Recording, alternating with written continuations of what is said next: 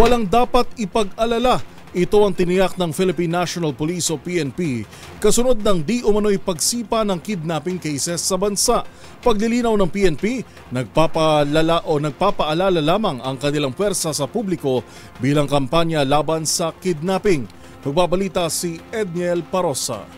Kinalma ng pambansang pulisyang publiko kaugnay ng sinasabing insidente ng kidnapping sa bansa. Ayon kay PNP Public Information Chief Police Colonel Randolph Tuanyo, hindi totoong tumataas ang kaso ng pagdukot kaugnay ito ng pangamba na maraming netizen matapos mismong PNP Aviation Security Group nang nagpaskil ng paalala patungkol sa kidnapping. Paliwanag ni Tuanyo, tulong lamang umano ito ng AVSE Group at iba pang unit sa PNP Anti-Kidnapping Group para magpakalat ng awareness o kamalayan sa krimen.